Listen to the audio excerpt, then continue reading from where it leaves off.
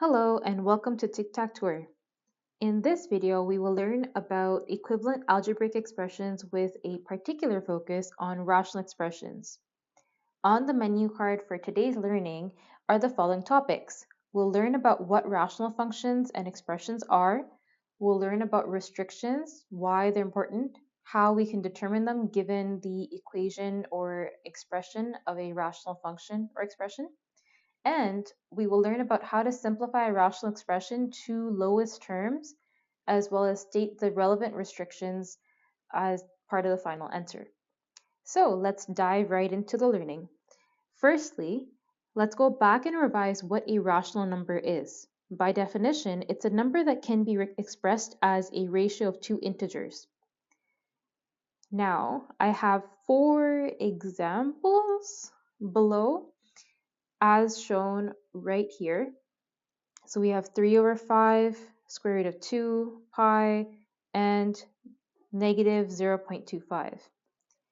I need you to pause the video right here and consider, are all of these really examples of rational numbers, or do we have some non-examples in the midst? Okay, I'm going to assume that you gave that a try. So let's discuss this together. Firstly, 3 over 5. That is already stated as a ratio, and 3 and 5 are both integers because they don't consist of any decimal values. So that makes this an example of a rational number. Square root of 2 and pi, if you put them into your calculator, both of them will reveal that they are really long, unending decimal values that have no pattern beyond the decimal. So they are in fact irrational numbers. So these are non-examples. They are not rational numbers. Negative 0.25, that is a rational number because integers can be negative, so the negative sign is fine, and 0.25 can be written as 1 over 4, so we can see that this is in fact an example of a rational number. So it's not just because there is a decimal that it can't be rational. As long as you can state it as a ratio of two integers, it's completely all right. That makes it a rational number. Okay, so now that we've revised what rational numbers are, let's transition that thought process towards considering rational functions. That is a function that is the ratio of two polynomials. So f of x equal to r of x over s of x is a rational function if and only if you have r of x and s of x being polynomial expressions, where we then have to specify a little further that s of x, being in the denominator of our rational function, cannot equal to 0. Because remember, we can't divide by 0, and anything that gets us to do that, any such variable, that needs to be restricted. So let's take a specific example and elaborate on that a little bit. So here we have g of x equals to x plus 4 over x minus 5. That's an example of a rational function. Now, let's define what a restriction is and try to come up with that for our example. So a restriction is the value or values of the variable in a rational expression that could cause the function to be undefined. In this case, if we connect back to what we saw here with s of x being the expression in the denominator that we don't want to equal to 0, we can then focus in on x minus 5 in our example equation, and we are going to determine what value of x could cause the denominator expression x minus 5 to equal to 0. And you should be able to just look at that and tell me some number. If you guessed 5, then you're correct. 5 minus 5 is equal to 0. So what that means is we don't want x to equal to 5. So that's going to be our restriction. Sometimes though, the equations aren't as easy to work with, or we need to do some extra work before we get to what the restriction is or to what the simplified expression is. For that, we are going to need to factor eventually. But for now, something simple that we can discuss about restrictions is this part right here. In order to determine the restriction, we can set each factor in the denominator, so like x minus 5 in this case, equal to 0, as shown here, and then solve for the variable to determine the restrictions. So let's give that a try as well, just to show that it works for what we just tried just now. So I take the denominator x minus 5, set it equal to 0, and then I solve by adding 5 to both sides, and notice that I get x equals to 5. So this reveals to me that when I have a value of x equal to 5, that causes the expression in the denominator to equal to 0, and that's exactly what I don't want. So that is what I set my restriction as being. Okay, great. So that's what a rational function is, and what the restrictions are and how to find them. Of course, again, they're not always going to be as simple factors as we have seen in this case, but this process will be the same, that you set each factor equal to 0 and you solve, and you should be able to determine what the restrictions are. Now let's transition into our examples. So the general process to simplify rational expressions is to factor the numerator and denominator completely wherever possible, then divide out the common factors, and that will get you to the simplified expression.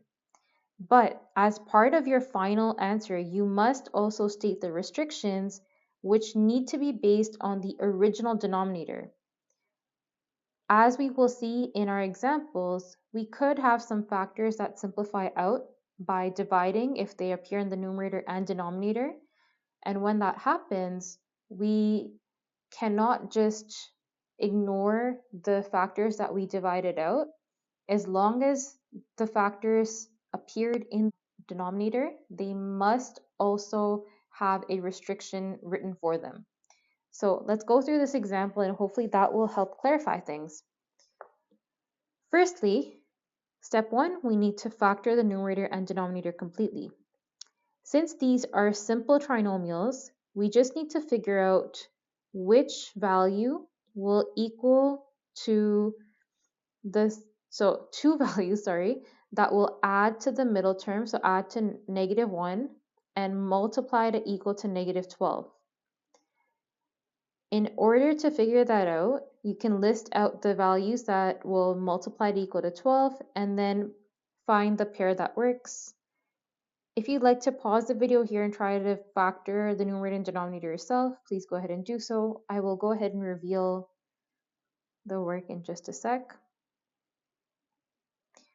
Okay, I think we're ready.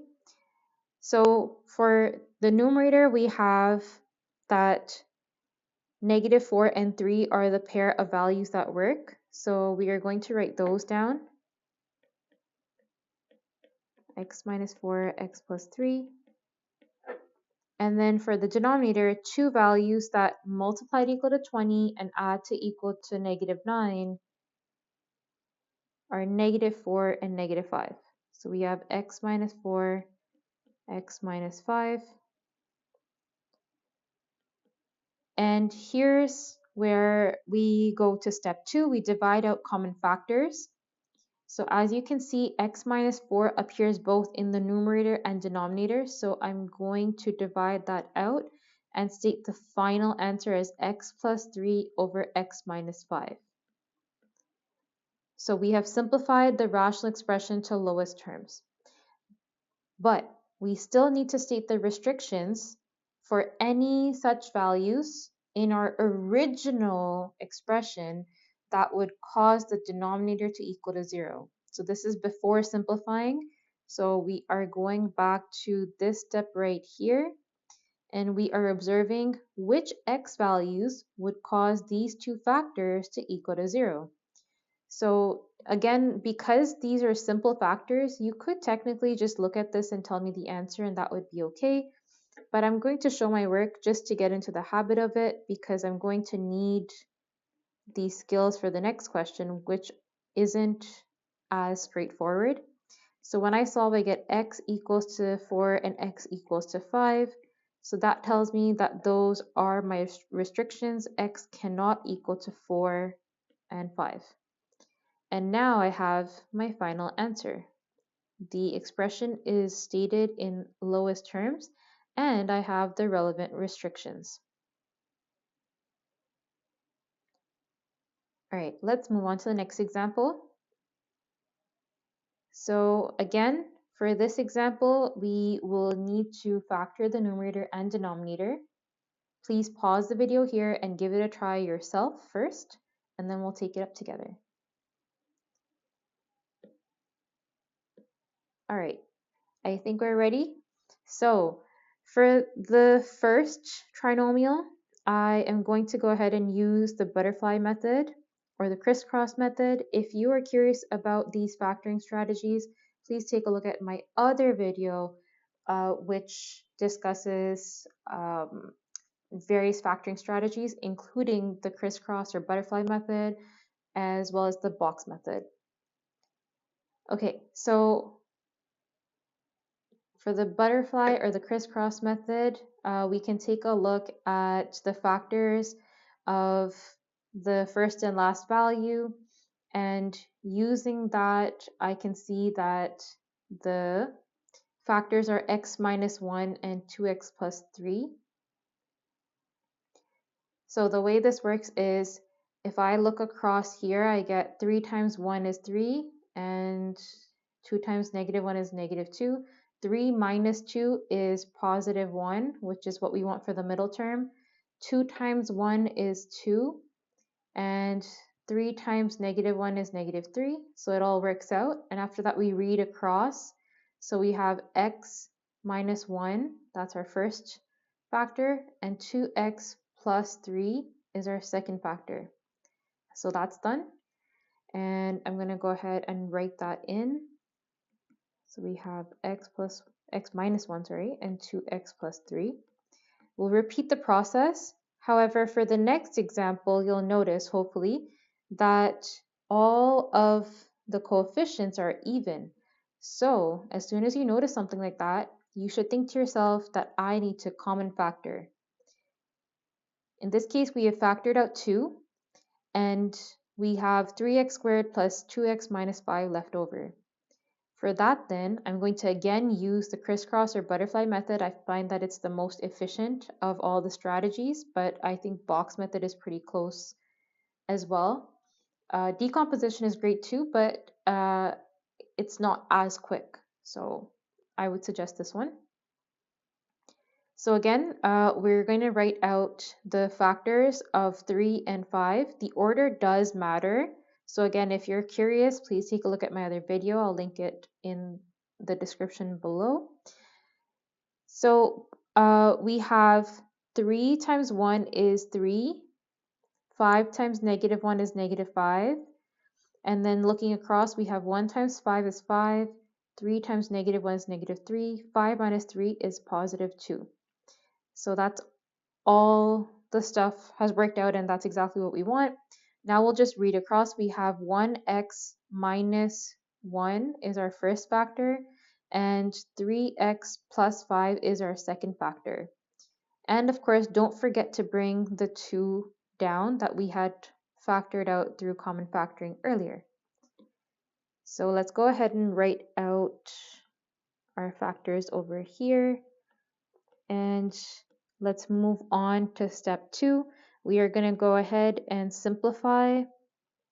If you would rather just write the restrictions right now while you see the factors and you haven't simplified things, that's okay too. The order doesn't matter for that part in that sense. But for more complex questions, when we get to multiplying, dividing, adding, subtracting, there will be a lot more simplifying and moving terms around. So there will be more to consider there. But for now, uh, it's okay if you write the restrictions at first and then just copy it down in your subsequent steps if you'd like.